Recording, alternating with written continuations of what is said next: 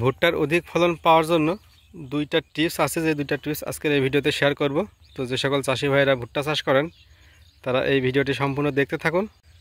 মাত্র দুইটা টিপস অনুসরণ করেই আপনি আপনার ভুট্টায় অধিক ফলন পেয়ে যেতে পারেন। যার প্রথমটি হচ্ছে আগাছা। আপনার জমিতে অবশ্যই আগাছা মুক্ত রাখতে হবে।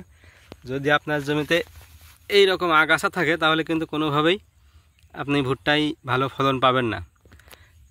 এখন যে জমিটি দেখতে পাচ্ছেন এই জমিতে দেখেন প্রচুর আগাছা রয়েছে এবং গাছের গ্রোথ যদি দেখেন গাছ কিন্তু খুব একটা ভালো না, কটা এবং মুসার সাইজও ছোট। এবং পাশের যে জমিটা রয়েছে এই জমিতে কিন্তু আগাছা নেই, একদম আগাছা মুক্ত।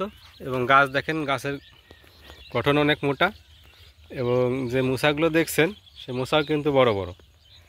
এই গাছে যে দুইটি মোসা দেখছেন এইটা হচ্ছে ফার্স্ট মোসা, এইটা সেকেন্ড মোসা। তো এর সেকেন্ড মোসা আর এই যে জমিতে আগাছা ছিল তার এই প্রথম মোসা কিন্তু একই রকম অনেকটা। সুতরাং বলাই যায় যে এই জমি থেকে এই জমিতে ফলন একটু বেশি হবে। এর প্রথম কারণ হচ্ছে এই যে এই আগাছা। সুতরাং অবশ্যই আপনার জমিতে আগাছা মুক্ত রাখতে হবে। আর ভুট্টার আগাছা মুক্ত রাখার জন্য বাজারে বেশ কিছু আগাছানাশক পাওয়া যায়। সে আগাছানাশক আপনার জমির ভুট্টা রোপণের বয়স যখন 25 থেকে 30 দিন হবে তখন ওইটা স্প্রে করে দেবেন একটা সেচ দেওয়ার পরে, তাহলে আপনার জমিতে আর কোনো আগাছা থাকবে না। আর দ্বিতীয় যে টিপসটা নিয়ে কথা বলবো সেটা হচ্ছে অনুখাদ্য।